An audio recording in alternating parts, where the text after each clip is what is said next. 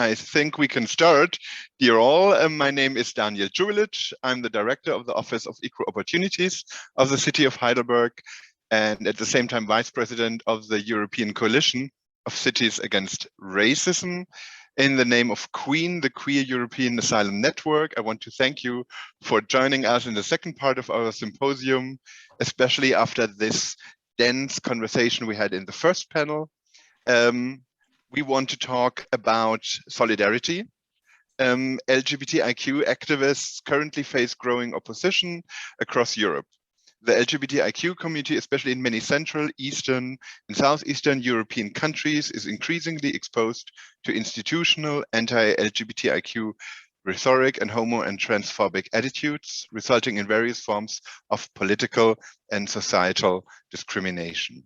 Moreover, the growing anti-LGBTIQ coalition is closely linked to and feeds off the anti-gender movement. The latter is a vast network of actors mobilizing against gender and sexual equality and diversity. Trans women are often principal target of the anti-gender movement's campaign. They become scapegoats for societal changes around binary gender identities and sexual equality. We want to discuss how can LGBTIQ movements in Europe form solidarity networks to strengthen the support of queer asylum claimants. What actions should LGBTIQ organizations and movements all across Europe take to put political pressure on European governments?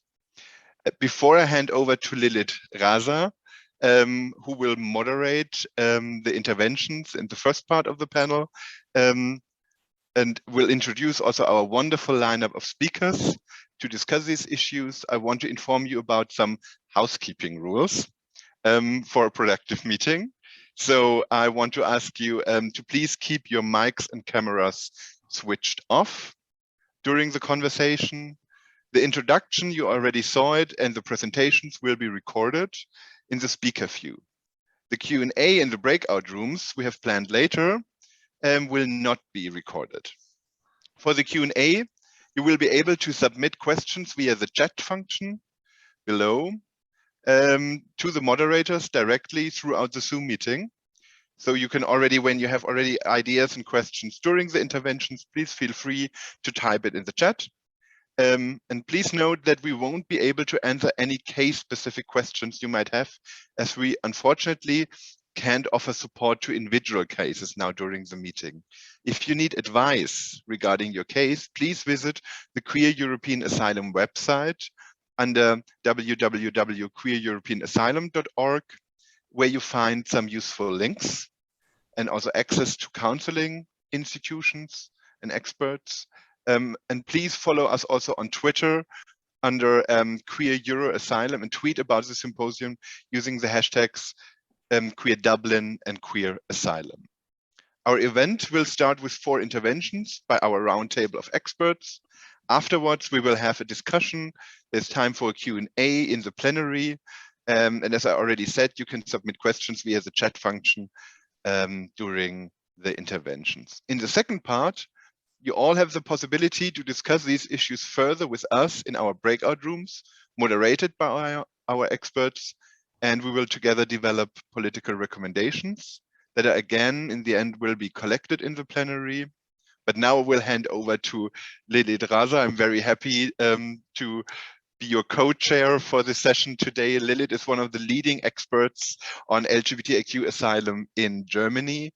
She is herself a trans woman with migration background and is working for the rights of LGBTIQ refugees and asylum seekers in Germany since 2015. Since November 2017, she is working for the LSVD, the Lesbian and Gay Federation in Germany, the largest non-governmental LGBTIQ rights organization here in the country, and is coordinating the project Queer Refugees Deutschland. The aim of the project is to network the structures existing throughout Germany, with many local initiatives, as well as refugee LGBTIQ activists. There was just a huge meeting she organized, a very successful one last weekend in Cologne, and to support them in their work. At the same time, Lilith is also one of the co-founders of our Queer European Asylum Network. I'm very happy to hand over to you, Lilith. Thank you, Daniel. That's very nice of you for your words. So I am Lilith, and I would like to introduce my panelists for today, and I will start with Knut. Knut Westerstein is a founding member of the Rainbows Refugees Frankfurt, established in October 2015, and was a member of its board from 2016 till 2019. Knut is currently the coordinator of Rainbow Refugee Support Group at the Aidshilfe Frankfurt. And Knut and I, we are working also very close when it comes to individual cases in the federal state of Hessen. He further supports the LGBTIQ refugees with their asylum claims and their access to queer groups, as well as medical and psychological treatment. Thank you, Knut, for being here today. Our second panelist is Milena Adamczewska. She is a lawyer holding an LLM in international human rights law, specializing in anti-discrimination law and protection of LGBTIQ plus rights. From 2018 to 2020, in the Department of Equal Treatment in the Office of Commissioner for Human Rights, was she responsible for the cases related to SOGI, sexual orientation and gender identity. In her work, she included the strategic litigation against the so-called LGBT-free zones in Poland. Nowadays, she coordinates the Law Does Not Exclude Fund, which supports LGBTIQ people in need of legal aid. Thank you, Milena, for your time and for your energies to be here with us today. Our third panelist is Tina Kolos. I hope I'm saying it right. Tina Kolos Orban. They were born and raised and are still based in Hungary. They come from a working class background, and Kolos are vice president and responsible for the international relations and advocacy of a transgender association called Transvanilla since 2011. They have been serving on Transgender Europe's board and on the International Trans Fund's grant making panel in the past. Thank you a lot, Tina Kolos, for being here today with us. We know that you are having a lot of health issues these days. We hope it gets better soon, but still it's an honor to be with you today here. Thank you. Thanks a lot. And last but not the least, we have our last panelist. They are Biljana Ginova, and they are advocacy manager at the ERA for almost 20 years. That's quite a lot of expertise that they bring with themselves. And they have been dedicated to improving the status and political visibility of different marginalized communities in the North Macedonia. They are also well networked with many LGBTIQ organizations and activists in the Western Balkans and Turkey region and beyond. They have co-founded and held positions in the steering boards of ERA and the European Lesbian Conference, contributing to providing their experience and practical knowledge in leadership, supervision, and management. They are also in advocacy and capacity building, as well as in strengthening relationships with donors and other stakeholders active. As a recipient of Chevening Award, they have obtained their MA from the University of Sussex, focusing their research in the field of queer international relationships.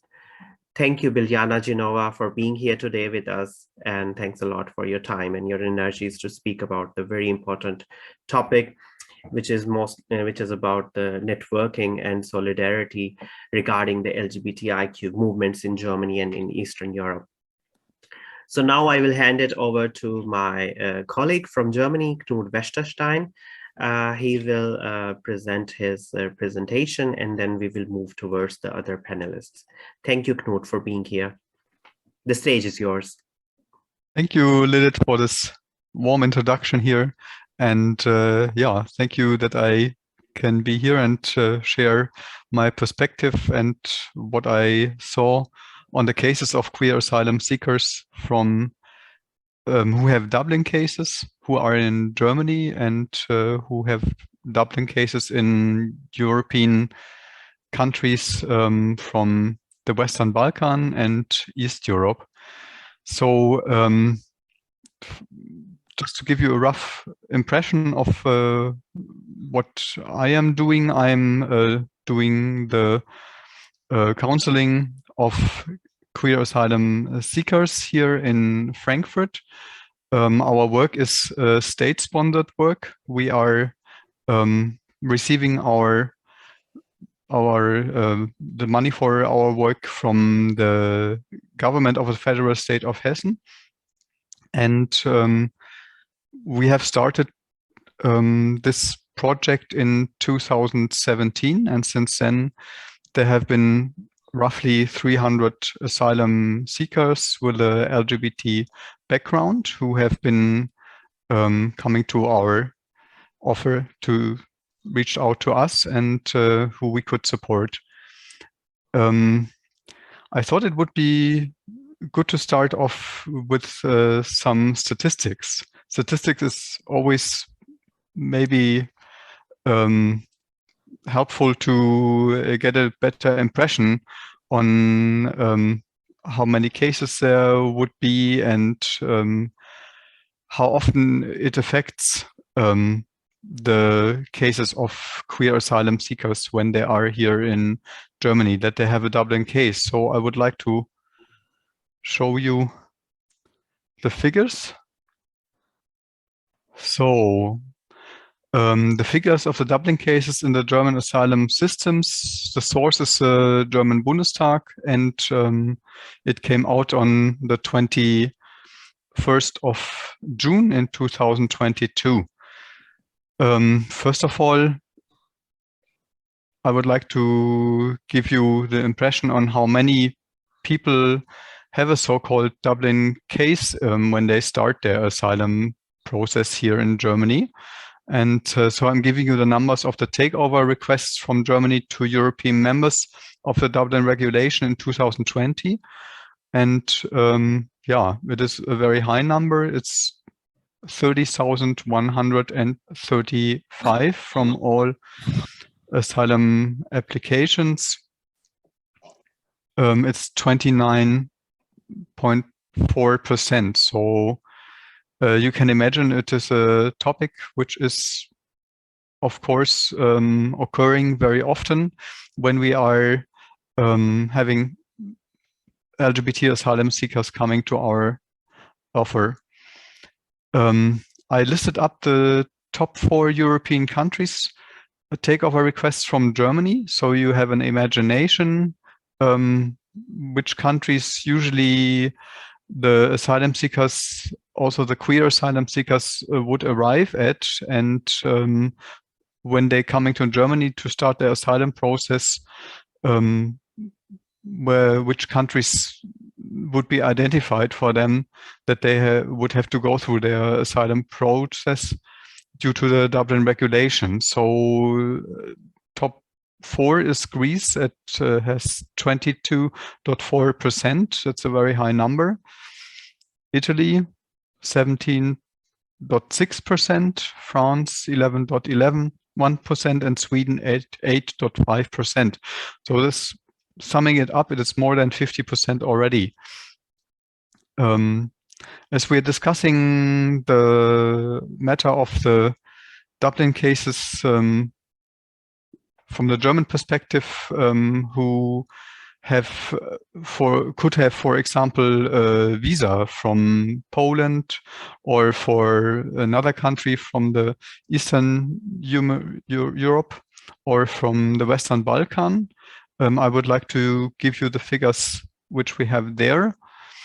Takeover requests from Germany to members of Eastern Europe and Western Balkans. Hungary is 1%, Slovenia is 1%, Bulgaria is 1.6%, Croatia 2.6%, Romania 3.6%, and Poland has the highest number, 3.9%. So in total, that's a bit more than 10% of the numbers which I gave you before. Now, it might be interesting to learn about numbers of deportations which are actually taking place.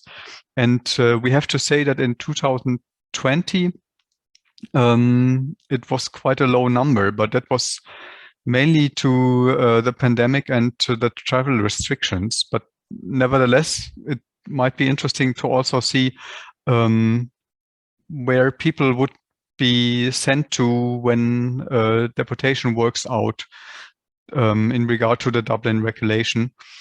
And already a quarter of the deportations from Germany would end up in France. It's 24.5%. Italy, oh, I'm sorry, I misspelled that. It's 70.2%, and Netherlands 10.8%. You might be asking, there were so many Dublin cases from Greece, so you can see deportations to Greece somehow they don't take place at all from Germany. Yeah. And now we would like to look at the figures of Eastern Europe and Western Balkans destination countries from Germany in regard to the Dublin regulation. Also in 2020, Hungary, there was none.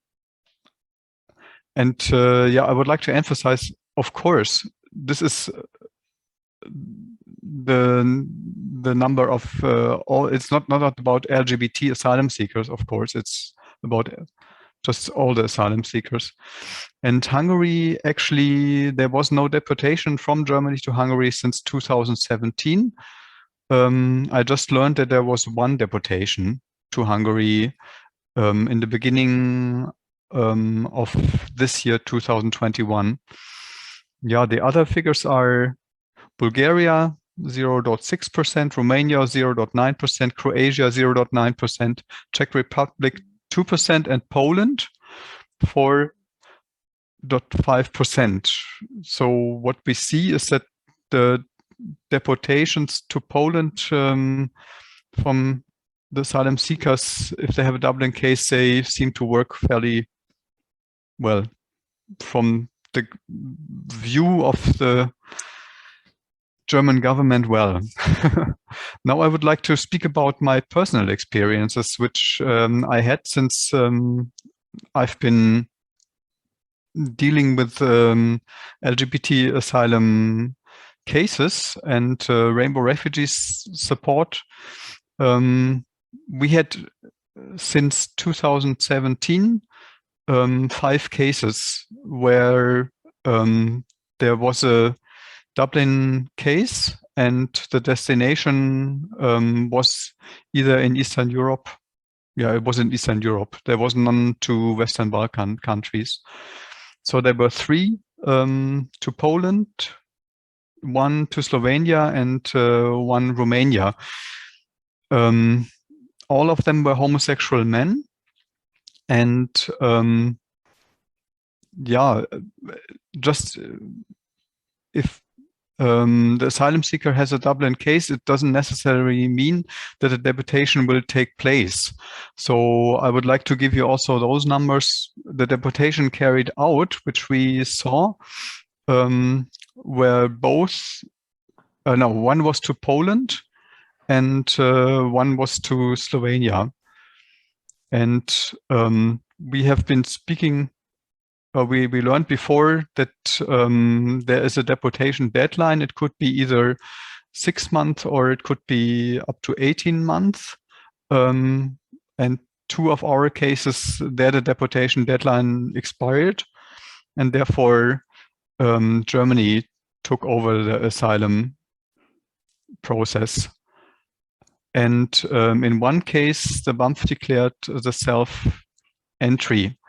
That means that our Federal Office of Migration and Asylum decided that the asylum process could start here in Germany.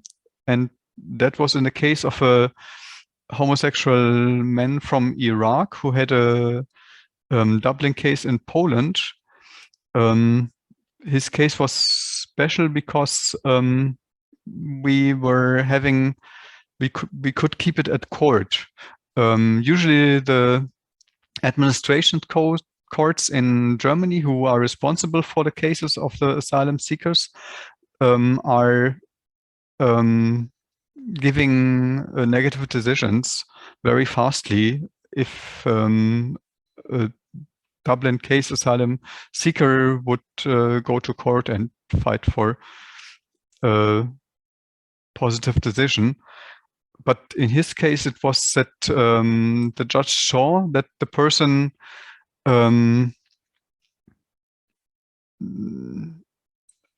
had a psychological issue, and transport to Poland would not have been possible.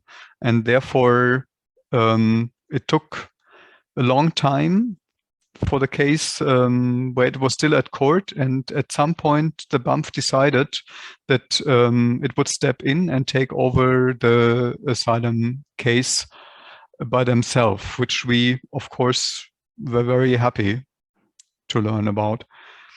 And also, maybe it's interesting to see what happened to the persons who got deported, one to Poland, one to Slovenia.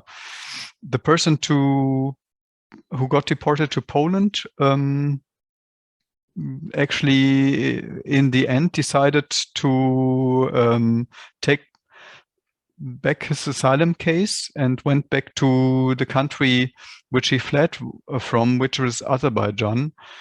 And this person actually now found a legal way to come to Germany through work migration, and we're supporting that person here. So it looks like we have a happy end on this part, but it was very interesting to learn from his experience that it was, from his point of view, not possible to go through an asylum process in Poland. I'm quite sure that we will hear more about the situation in Poland later on when Milena will continue. Yeah, and the other case where a person got deported to Slovenia, that person also didn't see Slovenia as an option to go through the asylum process and decided to return to Germany and went into the process again. And then also due to the psychological situation of that person, the BAMF decided to take over the case, and he is now granted with a with asylum here in Germany. Yeah. So this is my impression, which I can give you just from what I learned, how it is to deal with the cases of asylum seekers who have a Dublin case in either Eastern Europe or the West Balkan. Of course, you can see the number is very low, but I would like to say that this also means it is important to especially look at those cases because there is not much knowledge on that. And therefore, I'm very happy that we are having today this online symposium where we can talk about these issues because, of course, every asylum case is an individual case and so therefore has to be regarded especially. And so therefore it matters that we are discussing this topic. Yeah. All right. This is what I would like to say from my side. Thank you very much for giving me the option to speak. Thank you, Knut. That was really good prepared, and you gave us all the details and the statistics regarding the deportations when it comes to Dublin III regulations. Thanks a lot. So after the presentation from Knut, I would like to invite Milena Adamczewska for her presentation and for her input into this panel today. Thank you, Milena. Thank you very much for inviting me for this very interesting presentation. And yes, I think that my slides are being displayed, but I would like to start with very short introduction of my perspective that I'll be speaking from. So firstly, I wanted to mention that I am a privileged ally. So I'm not an LGBTQ+ person, and I'm not an asylum seeker, and I don't have migration experience. I'm also a lawyer, so you will see that my presentation will be very legal in a sense, but I hope that even though understandable, but of course, feel free to ask some questions if I will be running too fast through something. And then finally, the information I get, so basically where my experiences come from is mostly from my work in the Office of the Commissioner for Human Rights, which was actually mentioned before. So the public entity, which is entitled to monitor the work of other state actors. So that was a very crucial experience that I got in that office. Currently, I'm working in a non-governmental organization, Love Does Not Exclude, where I coordinate Law Does Not Exclude project and fund, where we grant legal aid to LGBTIQ+ community members. And finally, two small remarks about the language and terms that I will be using. I might use sometimes the shorter abbreviation of LGBT community or LGBTI community, but every time I actually refer to LGBTIQ+ community as a whole. And the same with asylum seekers. I might say refugees or migrants, but I, in any case, refer to refugees and asylum seekers under Dublin III regulation, because this is mostly what we discuss here today. And the question that is displayed on the slide, so is Poland a safe country for LGBTIQ+ asylum seekers, is actually what I would like to address today. Followed by the question how we can make it safer. But actually for that, I will probably not have enough time during this first intervention. So I hope that we'll be able to discuss more in the breakout rooms, actually how to strengthen this international pressure, international collaboration to make Poland safer for LGBTIQ+ asylum seekers. So if I can ask for the next slide, please.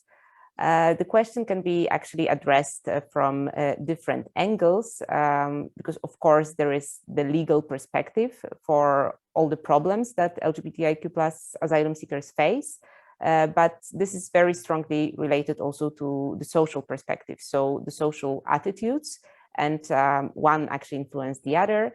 And then secondly, the group that we are discussing, it is immediately linked to the intersectional perspective on this group, right? Because we talk about people who have migration experience, who are refugees or asylum seekers, and at the same time are the members of LGBTIQ+ community. And you will also see during my presentation that this intersectional approach to the issue is crucial, because actually the experiences of these group members sometimes double the discrimination they face. So I will try to touch upon like all these angles mixed together. They are of course interlinked also somehow. However, as I'm more a lawyer, I will of course focus a little bit more on the legal perspective and only touch upon the social one on the basis of some, I think, interesting statistics. And if I can ask for the next slide. So what I would like to start with now, jumping into this social perspective, is that it is in Poland very much influenced by something that can be only called hate campaigns, triggered by the government and the public media, which are also state controlled.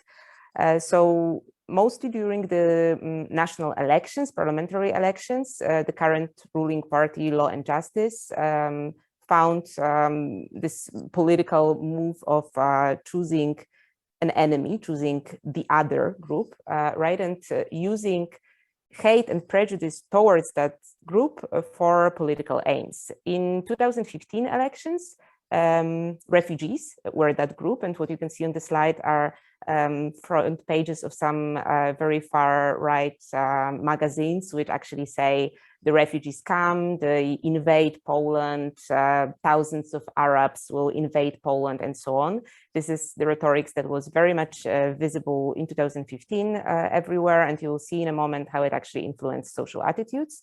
In 2019 elections, the government used exactly the same methods, the same concepts, just chose the different other group, right? And LGBTIQ+ community became the biggest enemy. You can even see that sometimes the phrases, the magazines, the concepts were exactly the same, just the group was different. And if I can ask for the next slide. I would like now to show you some statistics, and I'm sorry that this is fully in Polish, but I will of course explain now what it says.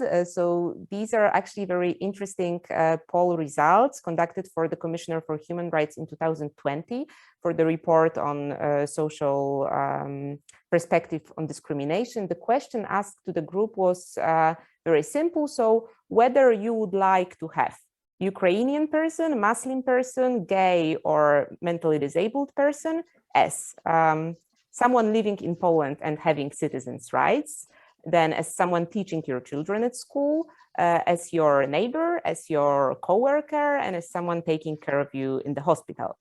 And the ones which are red are answers yes, the gray one is no. So I will not go into the details, but the main, I would say, result of this survey is that from all these four mentioned groups, people were most open toward Ukrainians and the least open towards Muslim persons, like somewhere in between were gay and mentally disabled people.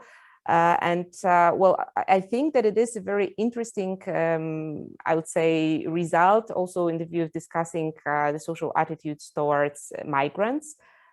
Clearly, people in Poland do not have anything against foreigners moving to Poland and living there. What is the problem is the prejudice built around the word refugee itself, because people do not consider Ukrainians refugees. And again, the other thing, of course, cultural differences. So the whole hate rhetorics built around refugees, particularly people with Muslim background, also result in these kind of social attitudes. And on the next slide, please. There are actually some polls results specifically focused on the refugees. The question was, as you can see, are you in favor of welcoming refugees in Poland? What I would like to specifically mention here is how these social attitudes changed over the years. So you can see that in 2015, early 2015, and this is important because that was actually before the whole hate campaign, which I've mentioned, really the huge majority of asked persons were absolutely fine with welcoming refugees.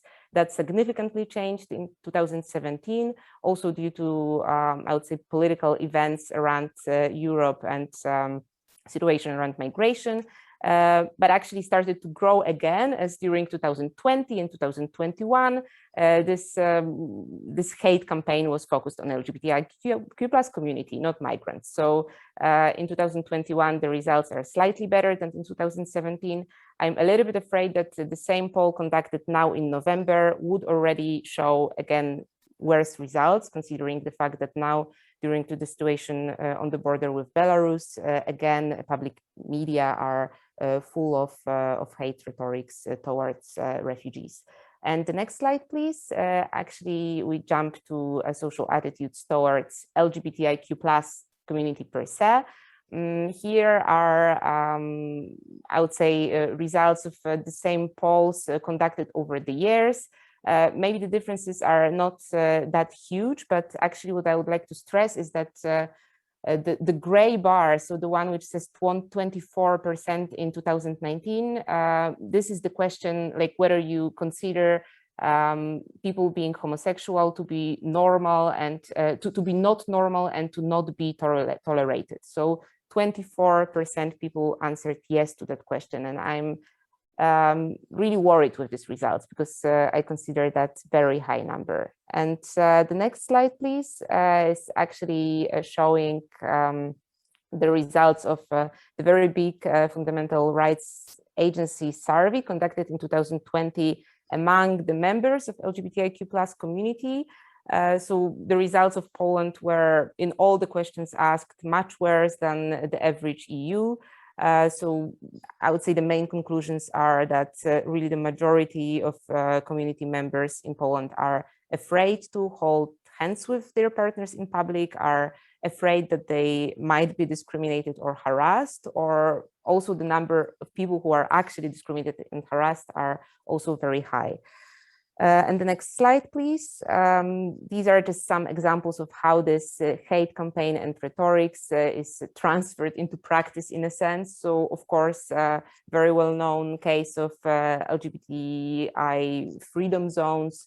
Also, the very recent example of the citizen project bill Stop LGBT+, which aims to forbid actually pride marches. And then the sticker, which you can show, that was also something published, I think, on Twitter by one of the government officials. So these are just examples of how this hate realizes itself, I would say. But then what I would like to also mention in my presentation is, of course, this legal perspective. So if we can jump to the next slide. And I consider these kind of social prejudice to be as a certain test for the legal system and protection from discrimination, right? Because if these kind of things happen, it shows how effective the legal system is to actually prevent it. And in that case, what is highly important is protection from discrimination and also hate crimes and hate speech. And here is where important differences between LGBTIQ+ community and refugees come in. Because actually, when it comes to protection of LGBTIQ+ human rights in Poland, there are significant legal gaps in the system of protection. And these two areas, so discrimination and hate crimes and hate speech, are a very clear one to show that. So on the next slide, please.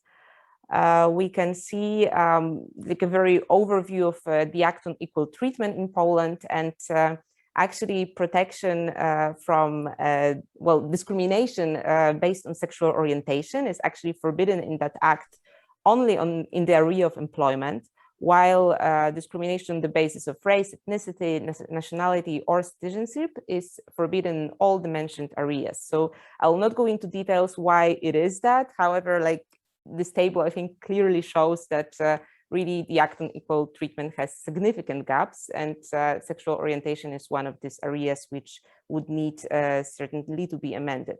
And then on the next slide are some examples of the articles from Polish Penal Code.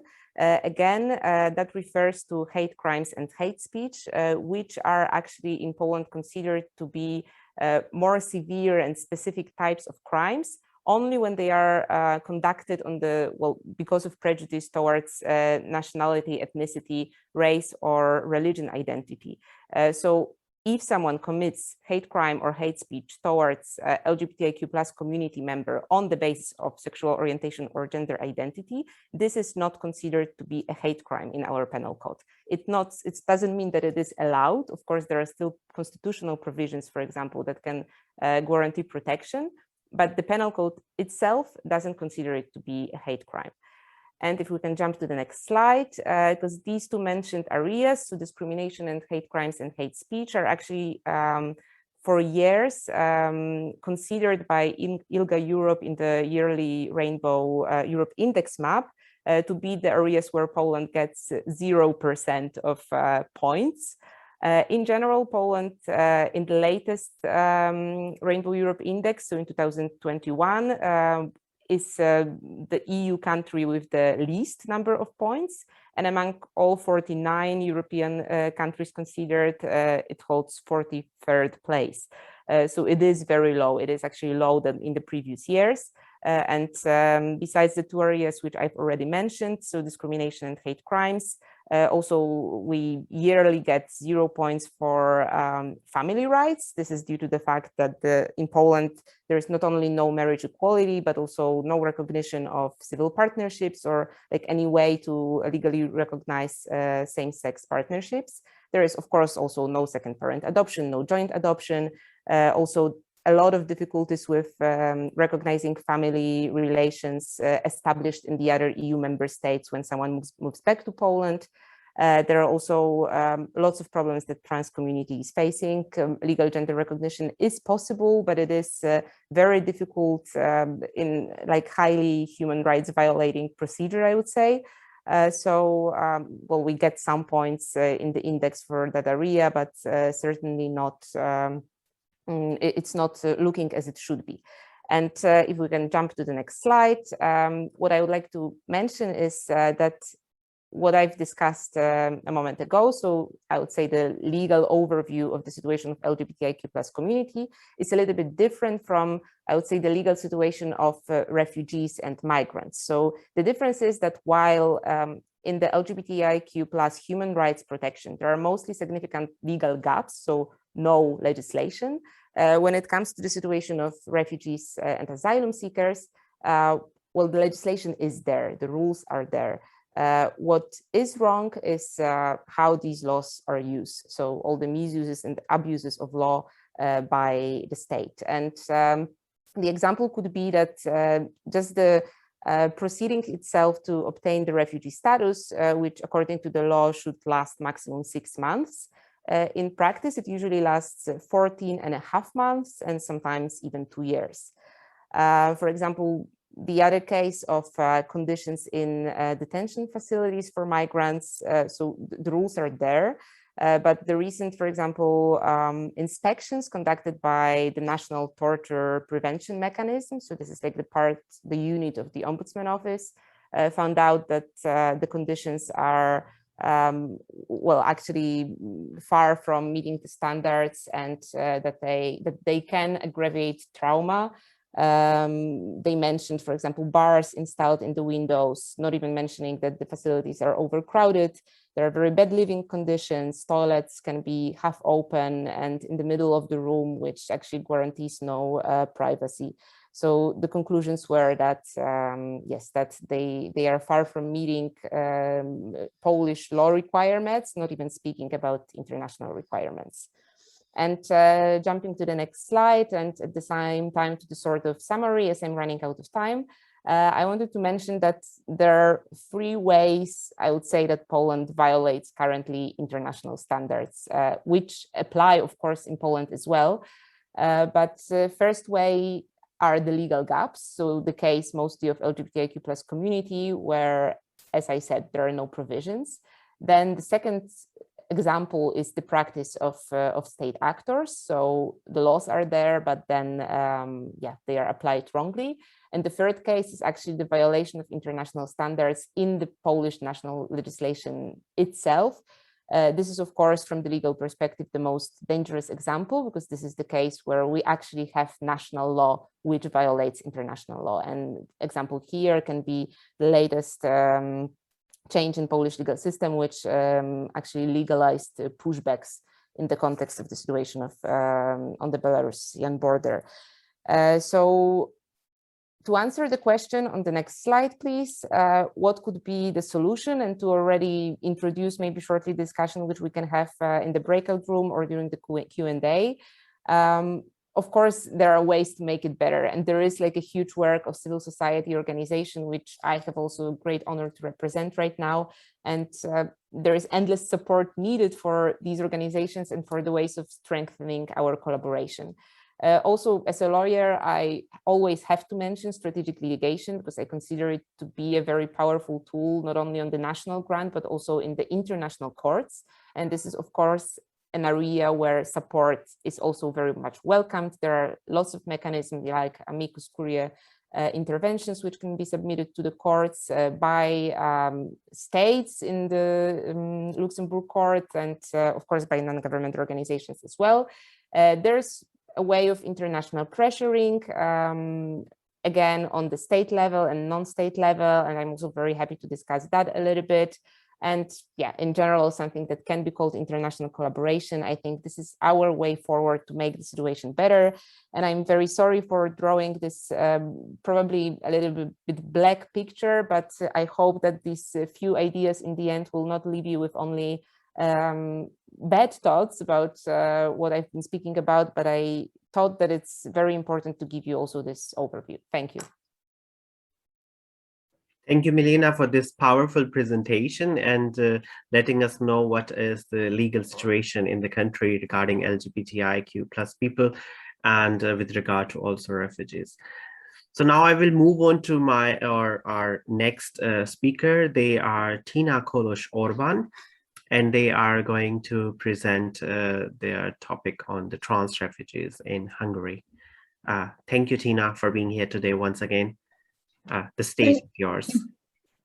Thank you, Lilith, and I want to thank the Queer European Asylum Network for organizing this very interesting seminar today. And also I am honored to be here and to talk about the issues that trans asylum seekers and refugees face in Hungary. I'm waiting for my presentation, which has the title of Queer Asylum and the EU Return System, Challenges and Risks. And we can, yes, jump to the second page, where I had included some facts around Transvanilla, which is an organization which started around 2007 in Hungary as a very grassroots group. And we were established officially in 2011 and registered next year by authorities. Transvanilla is the only active and registered NGO in the country who is focusing mostly on trans issues. We are still a very much community-based but trans rights advocacy organization, and we provide support services for trans people and their loved ones.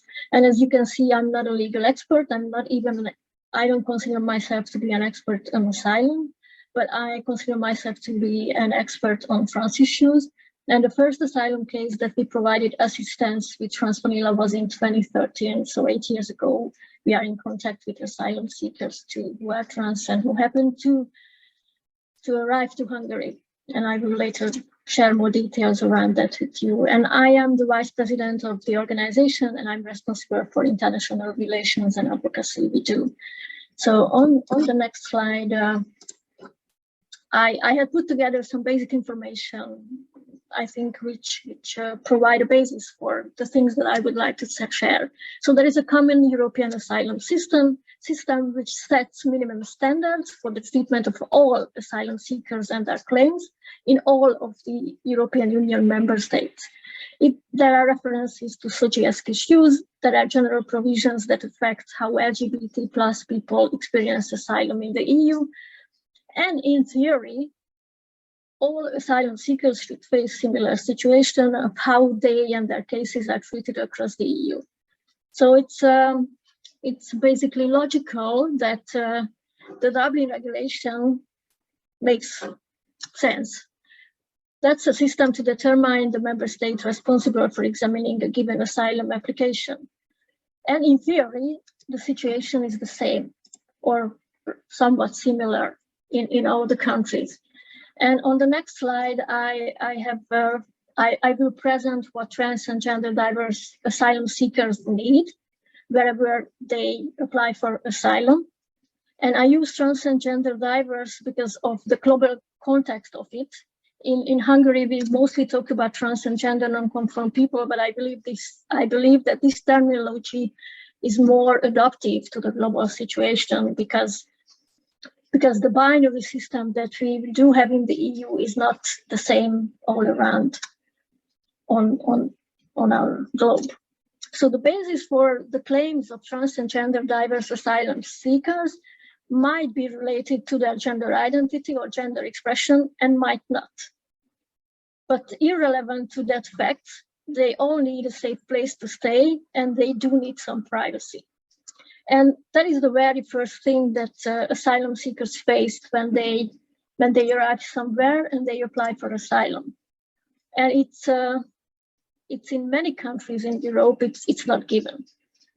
In Hungary, there have been years when there have been containers on the border of Serbia, and then everyone was just together there and people were not allowed to leave that area for months. So a trans and gender diverse person under those circumstances just had no privacy. And the trans people might need specific healthcare during the whole procedure, from the very first day that they arrive up until the long months and years until their claim is assessed. It's not a given. In many countries, and it's not just Eastern Europe, it's not a given. People just don't have access to healthcare. And if someone has started hormone therapy in their country of origin, that is putting the person in risk, or someone is HIV positive, or I could tell many things. It's not just trans-specific issues, but for example, hormone therapy is a very trans-specific issue. And trans and gender diverse asylum seekers also need officials whom they meet who are aware of their issues, who are trained on their issues, who have seen trans people before, who have some idea who they are. And on the next slide, I present some issues which we are all aware of, but I think it's it's important to say them again and again all the time. It is difficult to leave the country of origin for everyone and for trans and gender diverse people too. It might be very expensive, so it costs a lot. It might be dangerous. In some contexts, to leave your country, it is not that easy, and you can be caught and punished. And in some cases, in certain countries, travel is banned for the wider LGBTQI community. If authorities find out that someone belongs to the community, they will not let them travel because of the fear that they will seek asylum somewhere else.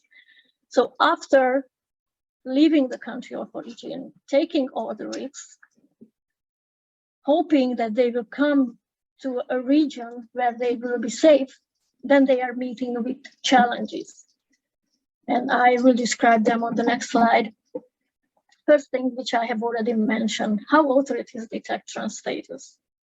It depends on different countries, contexts, and people. But it's important to highlight that there is no universal way. Individual assessment in these cases is key, and biases, stereotypes, and Western views on sexuality and gender play a great role. During the interview, there should be specific guidelines available for those who are interviewing LGBTI persons, and applicants should feel safe and respected. When it comes to accommodation, preventive measures are important. Transfers to single rooms should happen before abuse and harassment happens. As I said, trans-specific healthcare is also key, and there should have access be provided. Legal gender recognition is another issue, because if the recognition of the identity of the asylum seeker is not respected as soon as possible, then that person will not feel safe and will feel good. So on the next slide, I will talk about what happens in practice when someone is transferred, for example, to Hungary. So in 2013, the first asylum seeker we got aware of was via an LGBT organization from a Nordic country who informed us that a trans asylum seeker will be transferred to Hungary. We had no idea what is going on. I went to the airport myself to welcome the person. I couldn't welcome the person because he was immediately transferred to the authorities. So I had to go there, and I had to wait hours because he was first interviewed, and I couldn't enter and meet him. So in hostile environments, a lot depends on the officer who handles the case. And in our cases, when we had experience with asylum seekers, we were lucky because interviewers did understand issues, and the individual stories did matter. So once we got through the interview, I personally had to talk to the officer, and I was involved in finding a solution for the accommodation for the person, because authorities could provide nothing. The person was supposed to send to a camp, but that was just not safe for him. So I personally guaranteed that if he is not transferred to a camp, I will take care of him. I think that's not the solution that civil society should use, but there was just no other option. And the person is still in Hungary, was granted refugee status, no one recognized his gender, and has no access to trans-specific healthcare. So the person found a country which gave him refuge, but then her trans status, which has played a role in being harassed in the country of origin, is just not recognized by authorities. And then talk about, in a bit, on the next slide, I will show you pictures which might not feel you warm, but I think it's important that the experience in Hungary is that your story matters, as I said. I have no evidence that authorities did discriminate based on gender identity of applicants. It doesn't mean it did not happen, but I just don't know about that. But no safety is provided. You have to stay with other asylum seekers, and you receive a private room, etc. During the big influx of refugees, I know of trans refugees who were staying in camps and were not safe, but there was just no option to leave the camp. And I know about refugees who have left the country before their application was assessed and chose to stay in Western Europe undocumented because that felt safer or better or whatever. And I believe that shows that no recognition and no healthcare in certain countries is playing a great role in in asylum seekers choosing not to stay in the country but can only apply for asylum in Europe, but people choose to say not to stay. I don't know which one is safer, no one knows, but the decision is that they leave the country and they just go undocumented. And on the next slide, I just want to say that what are the risks, I believe, of being deported to a country where hatred is on the rise. Hungary and Poland, definitely two of these.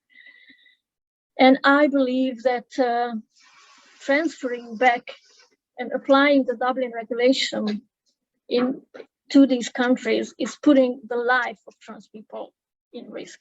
That is just what we are playing with when we apply the regulation, which in theory looks good and might work if the situation would be like it is described, but the minimum standards of protection are just not provided.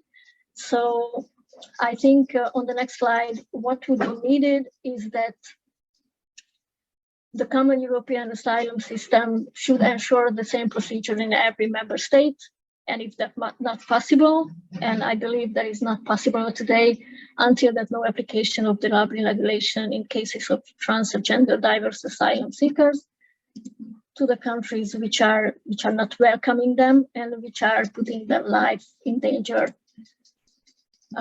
Okay, so I think that was my intervention, and I'm very much looking forward to our discussion in the breakout rooms, because it will be interesting to hear from everyone and to talk about things and issues.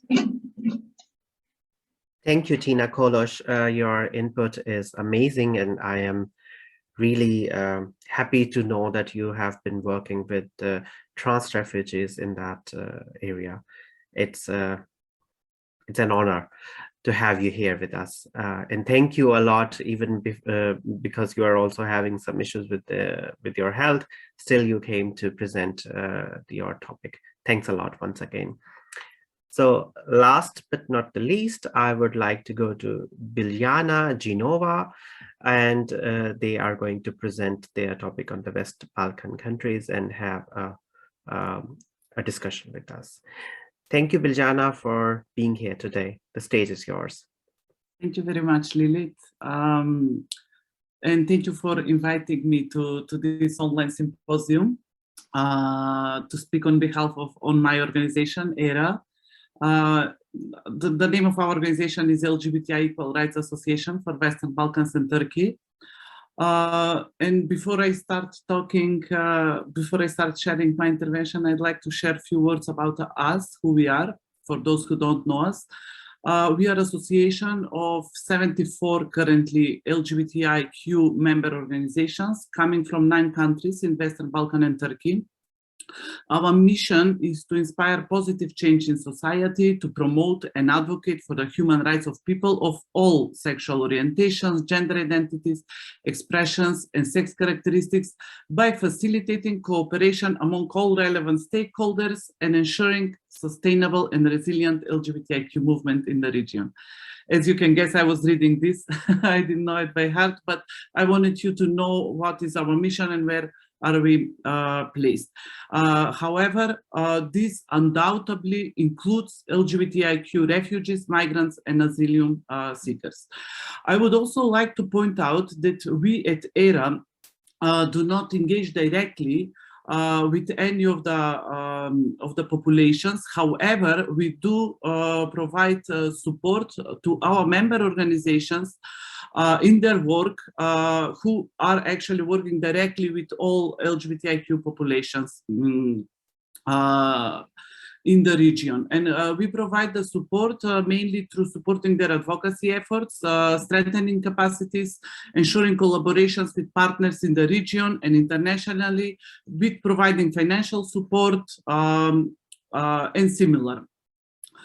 So that's why my intervention here is basing on the reports of our member organizations, but also on the reports of other international organizations who are working on the field of LGBTIQ, refugees, asylum seekers, and migrants.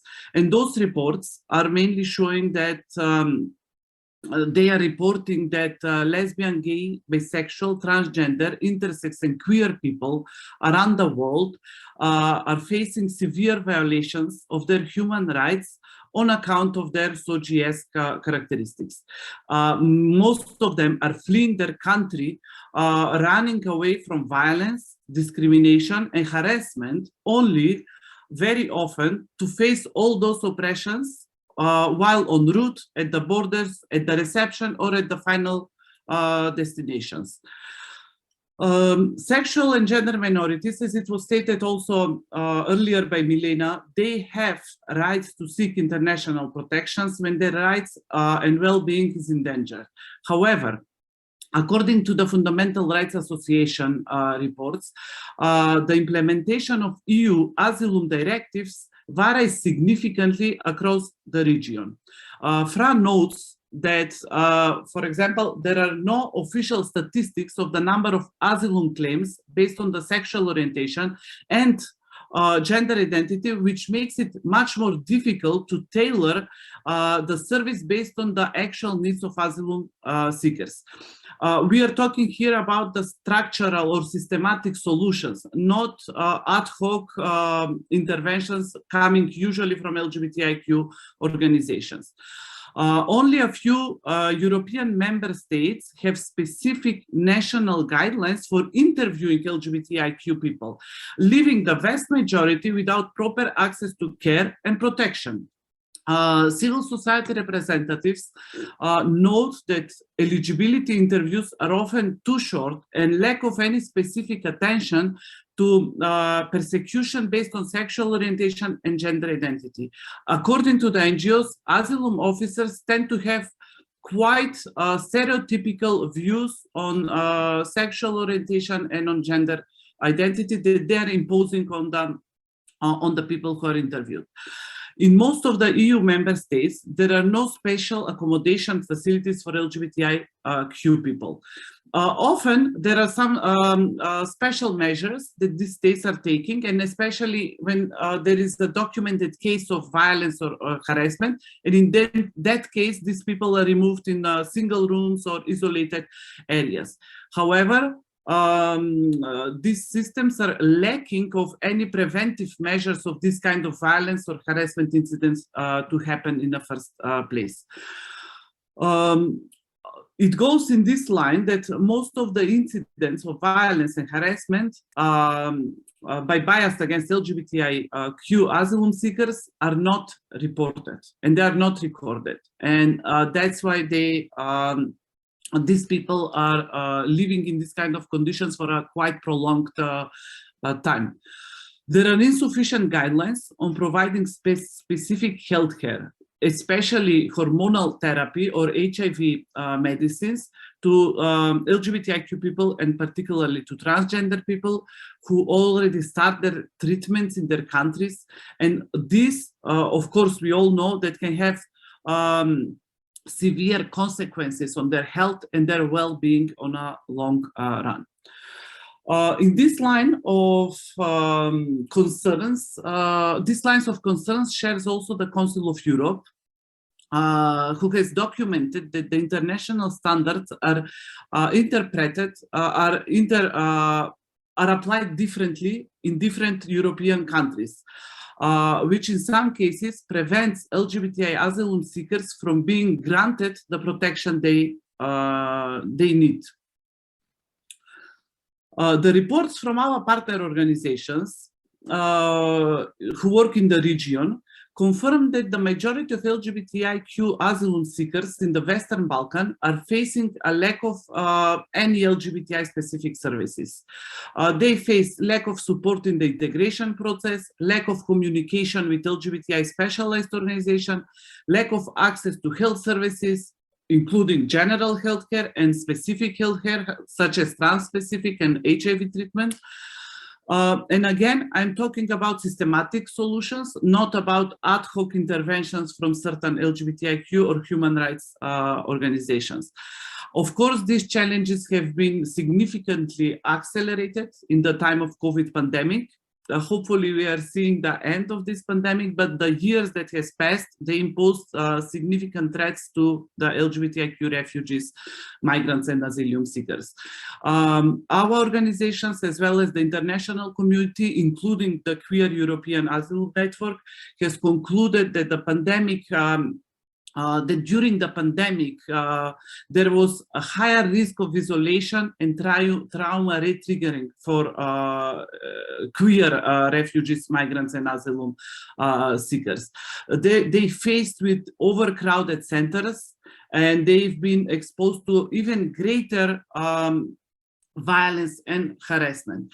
And of course, as it was stated in pre-pandemic and after pandemic time, during the pandemic, the access to healthcare was almost completely cut, especially for trans-specific health, considered as not priority over the pandemic, which of course had severe consequences for the transgender people. The final point that I want to make today is about the documented or visible rise of the alt-right and anti-rights movements. In our region, in the recent years, we are witnessing constantly increasing presence of so-called anti-gender narratives that mainly attack the gender equality and LGBTI. However, the analysis of these groups show that in the context of Western Balkans and in the context of Eastern Europe, more often than not, these groups are interlinked with many other anti-rights groups, such as anti-refugees or anti-vaccines or anti-5G. That is a little bit different from what we see in Western Europe or in the global north. However, here in this part of the world, these groups are very interlinked. Many of them even come from completely different ideological background. And many times the motivation that each of these groups have is very different.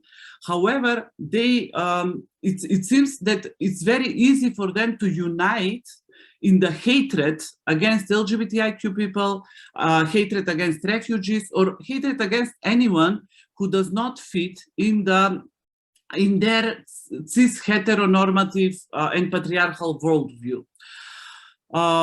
What is important to know about these groups is no matter how much they present themselves, because they do present themselves as somebody who is protecting our children, who is protecting the future, who is protecting the normalcy in the society, we must remember that their final objective is to deteriorate the democratic processes and human rights principles in the society.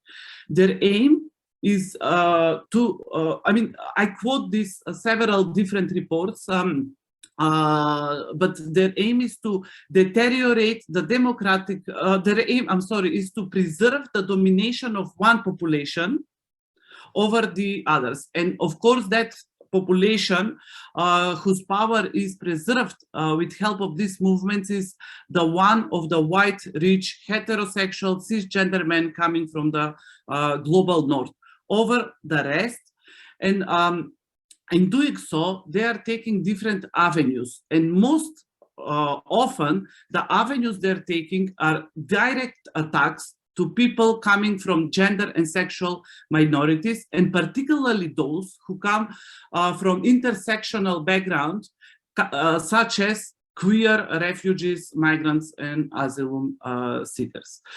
I could go on a little bit longer, but I think it's better if we continue this discussion in the small group. And before we move there, and having all this in mind that I shared today, I would like to share two sets of recommendations, and maybe they can be used as initiation in the discussion later on.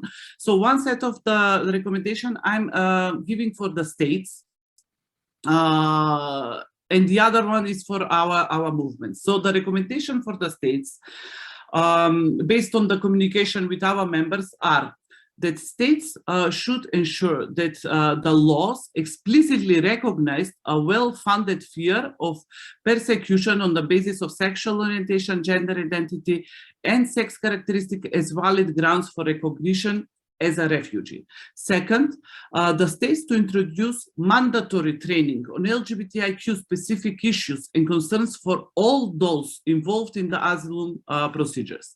Third, the states to ensure access to fair asylum procedures for LGBTIQ asylum seekers. They must ensure uninterrupted access to healthcare, primary and secondary, and other services needed from LGBTIQ asylum seekers. And the states must ensure the safety and the well-being of the LGBTIQ asylum seekers by providing safe accommodation and adequately documenting and prosecuting the cases of violence and harassments against the asylum seekers because of their SOGS status. And finally, the recommendations for our movements, LGBTIQ and the movements of refugees, migrants, and asylum seekers. I think, and I will start that we as movements are natural allies, and that we should find each and every way to support each other's work, especially by sharing expertise and by sharing knowledge and resources.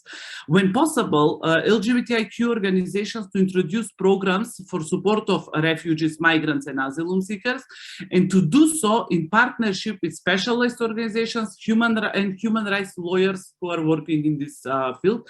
And finally, and I will end with this, as I said, the rise of alt-rights and anti-rights groups and their narratives that are occupying our public discourse are mainly directed to LGBTIQ people, particularly transgender people, and against refugees, migrants, and asylum seekers. Thus, countering these groups or creating responses to these narratives feels like a meeting place for building networks of solidarity among all these movements. Thank you very much for your time. And I hope we can continue this conversation in the small group. Thank you so much, Biljana. And I think you already gave the perfect ending of that very insightful, very dense interventions.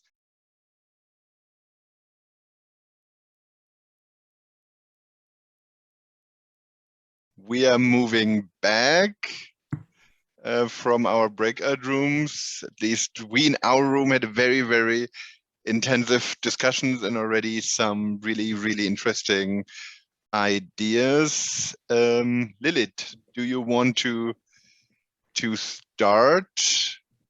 Yeah, I'm just compiling the last words. Okay. So Lilith isn't starting, so maybe Knut, do you want to report from your working group? Just give us an impression what you were talking about.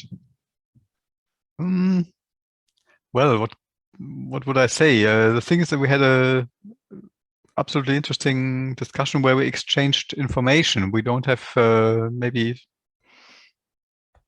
something to add now to the list, any advisory, but we were mostly discussing the topic of family, how that is so different in the European countries, and especially that Poland doesn't recognize even a married couple coming from other parts of same-sex married couple coming from other parts of Europe. I didn't know this, or I didn't think about it, and it is an information which I would like to share here as well. Yeah, other than that, we saw that the challenges which the queer asylum seekers face are actually quite similar in all European countries. So identification, you would be living together with homophobic environment, in a homophobic environment. All these topics we know here in Germany as well as in Hungary or Poland or other countries. But the difference is that the infrastructure is better. And also, again, the legal gaps which Milena spoke about wouldn't exist here in Germany, for example. This is something which we also discussed again. Yeah, but that's what I would like to share with you. Thank you. May I just jump in on one thing?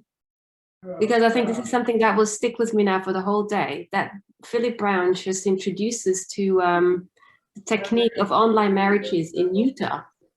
That there has been a marriage concluded in Utah with the absence of both partners.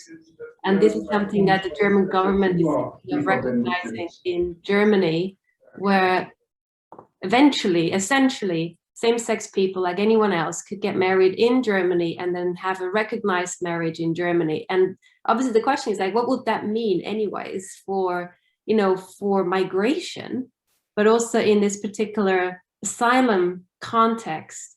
And then thinking about ways in which, all right, you get married in Germany, but you might end up in Poland, where your marriage is again not recognized, but you could get married again to a heterosexual person or enter a heterosexual marriage, put it that way. So I found this really fascinating, and I'm kind of really thinking about this now. Nina, watch out. To have online marriages, my recommendation would be put online marriages as an, as an option for people to seek reunification. Why not? It is already very beautiful. You know, you see we are getting creative here. Lilith, handing over to you, your group. Thank you. Yeah, in our group, we also talked about a couple of things. It was also not something I would call in the direction of recommendations. Rather, it was more about the exchange of the current situations in Hungary, in Germany, and overall in Europe. And what we saw is that there is a lot of gatekeeping when it comes to changing the laws in the region. And this gatekeeping is done mostly by politicians and also by the bureaucracy. And this gatekeeping has to end, and we need to have more representation in the bureaucracy as well as in the politics, so that our voices are also heard. And last but not the least, I had the idea also in the group before, that what would happen if we can actually inform our European parliamentarians and tell them, hello, look, you are here, the representatives of the people. Can you do something about the issues that we are facing in the country? And to that, Tina's answer was, it is better to have commissioners and commissions to take these duties and implement the changes in the area. And then we also talked about, because the countries are not even implementing the EU's directives, the countries are not even implementing their own legal system, their own legal paradigms. And then we think that maybe there will be an outside pressure that could help them to conform to that, because these are legal issues. And last but not least, there was one more thing, and that is we have lack of data. We do not have statistics. It's a very grave mistake that has been done by the European Union in general, and also the member states specifically, that we do not carry out any specific data when it comes to SOGICA, asylum-seeking people who are returned to other countries on the basis of Dublin III regulations. Do they get enough assistance if they are being deported back to the country? Are there any organizations which are also then informed, look, we have an LGBTI person, because of Dublin III, they have to be deported. So can you refer them to an organization? No, there is no such system in place. So starting from the scratch, I think this second panel has shown us that we need more things to be placed in the system at first, and then we can come to a level where we can talk about, oh, you did not do your things properly. First, we need to have an infrastructure, and we need to have a proper data collection system. Thank you.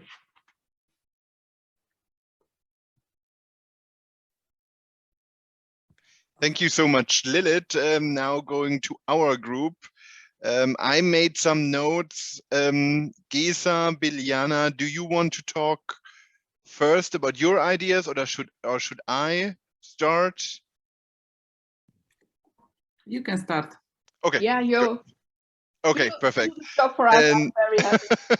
Okay, then we also discussed, I mean, one major point that was already mentioned by Lilith is like lobbying for strengthening the implementation of legislation and also strengthening European monitoring, how we can check if laws are really implemented, and demanding the implementation of legislation also by LGBTIQ communities. One other important aspect was the question of allyship in Europe. That means to have stronger networks, to have forums, and this is here only a starting point where we can actually learn from each other, connect with each other, understand each other's issues better. And I think this is needed much more, that these people working on the ground in different countries on the issue of LGBTIQ, asylum, and working together with LGBTIQ refugees and asylum seekers, that they know each other and their local issues much more closely. And so also in focusing on allyship, how organizations from countries who are maybe a little bit better funded and or have a little bit more experience already, it can maybe help other organizations in other countries, because I think models that work now in one country can also be maybe transferred to another country, let's say, and this is, again, there would be, of course, needed much more European funding in those countries to have, for example, projects like we have in Germany, the queer, the project of LSVD, the project of Bundesstiftung Magnus Hirschfeld, that we have projects like this who connect researchers, who connect the community and experts with governmental organizations to create learning opportunities for people in the governmental sector on these issues. These projects are needed in every European country, and there we should put pressure also on a European level that this is that this should be established, that something like this is necessary European-wide. So that was a factor of capacity building. And also what was also mentioned in our context is, of course, political pressure through parliamentarians, also local parliamentarians of the European Parliament, but also, for example, city friendships, partnerships between different European cities. There, for example, could be also established a capacity building exchange between LGBTIQ organizations in one city and their partner cities in another city, and that maybe also through funds by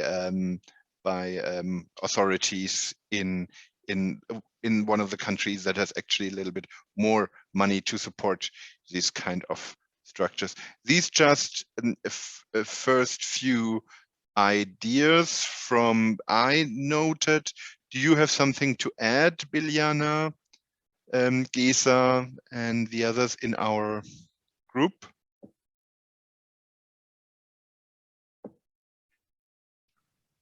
Daniel, I think you covered it all, and thank you very much.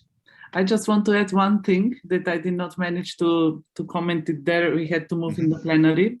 You were talking about the importance of establishing and maintaining financially these kind of structures where all relevant actors in one country all relevant actors for Asylum are on one place. I just wanted to comment that while establishing and supporting these kind of structures, it is important all the time to check who is not at the table and to make everything possible to include them. I know that this sounds like repeating all the time, but we still, even now, are seeing these kind of groups.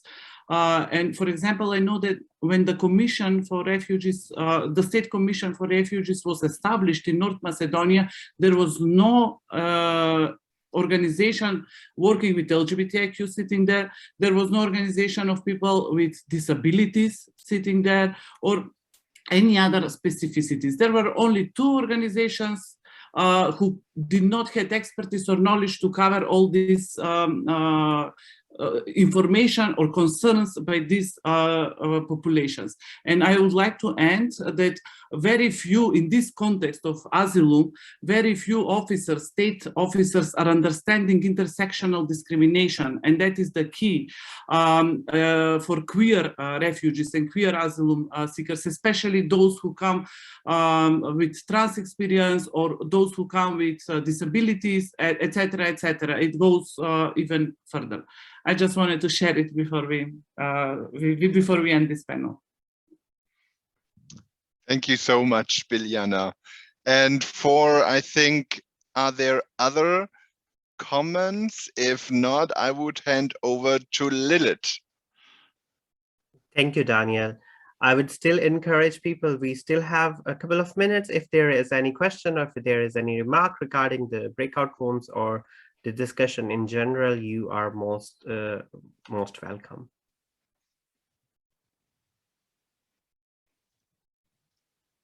So if that is,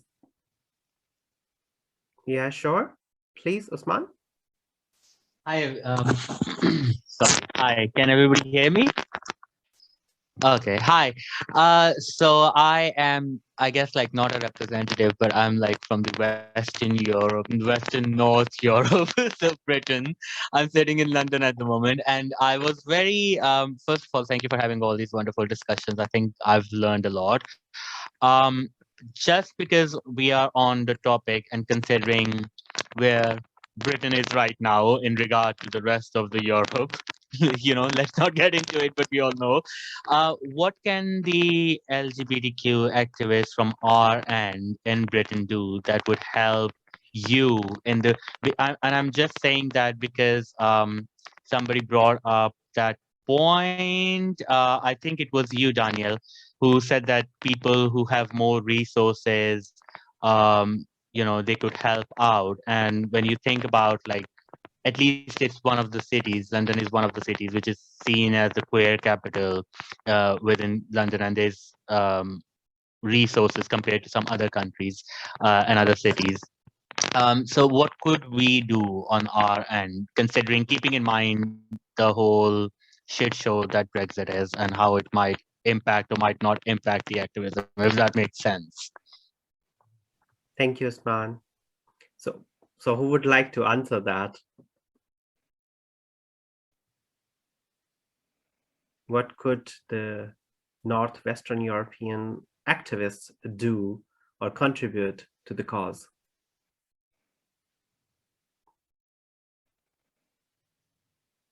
Yeah, sure, Milena.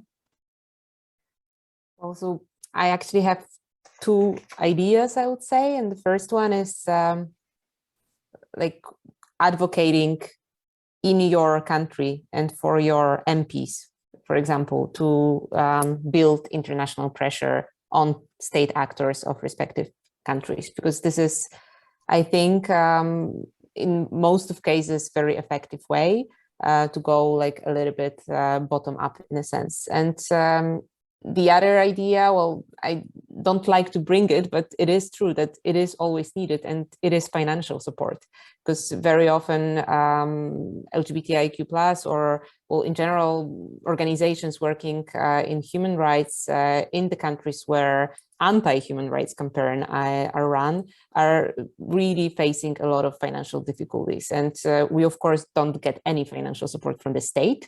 So all our work is basically donation-based, and it is as simple as financial support sometimes. So, of course, not always directly, but there are ways of spreading also the message among your communities, right? That there are certain ways of supporting the work on the ground in these states. Thank you, Milena. I see one other hand from Usman. Yeah, Usman. No, I just wanted to take it very quickly, very further. First of all, Milena, you don't have to be embarrassed about the second point you raised. I think it's one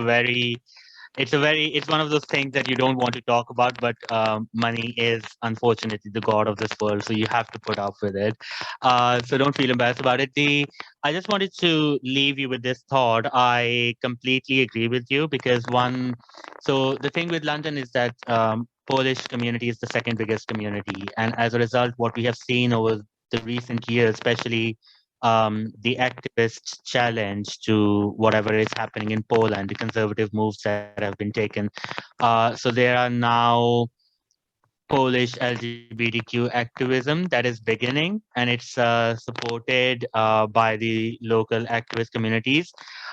The other thing, I completely agree with the money-wise, and I think that could be one of the things that could go on while this is being held, this conference. We could have a think about how we could actually help monetarily, or what actions could be taken that would help with donations from people who could help, if that makes sense.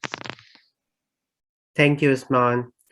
So I would like to thank all of you guys for being here today and being part of this very interactive and also very important discussion that how we can improve the legal structures as well as the social structures when it comes to migrants, especially refugees who are claiming asylum in most of the countries in Europe. Although Europe does not hold the biggest population of the asylum seekers and the refugees in the world, but still it is a place for LGBTIQ refugees, which offers apparently a safe haven compared to many other countries around the world. And that we have also seen in the beginning of today's panel with Irene and their panelists. I would like to thank all my panelists today here. I would like to thank Milena for your work, for your dedication, and for your allyship. You are a privileged ally, and you also recognize that and accept that. That's a very good thing from you. Thanks a lot, Milena, for being here today. I would like to also thank Tina Kolosh. Regardless of the health issues, they have been here today and presented their work and also presented the ideas that they wanted to share with us regarding the trans refugees in Hungary. And Biljana, thanks a lot. Biljana has been also working for quite a lot of years for LGBTIQ persons in general, also sometimes with many of the refugees and also asylum seekers. They have been a very active part when it comes to mobilizing and lobbying in the West Balkan region. And I would also like to thank Knut for bringing up the statistics and also bringing up your impulse when it's about the deportation from Germany. It was really eye-opening that how things are being carried out in our country. But in our other countries, it's a different matter, and maybe someday soon we will be able to have a bigger symposium with all the countries there and sitting like the conference of parties that they have done in Ireland. And then we can come up with something about the LGBTIQ persons in general.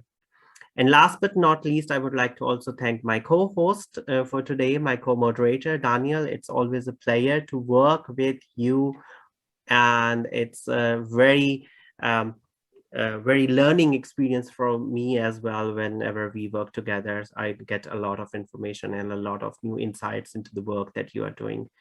And last but not the least, we should not forget that this entire symposium has been possible with the generous and also a lot of money and sponsoring from Gunda Werner Institute, and also the technical supports from the Magnus Hirschfeld Stiftung, and their dedication and their work that they do behind the scenes. This symposium looks like it's just 4 hours. It's not 4 hours, it's very long behind the scene preparations, meetings, coming to agreements and doing our work, or improving our work, I would say. Thank you a lot. I would now leave you all guys exactly at 1:30 p.m. Central European time to go and have your lunch, or to go and just relax yourself, enjoy the weather if it's possible, and have a very nice and good day. Take care. Bye-bye.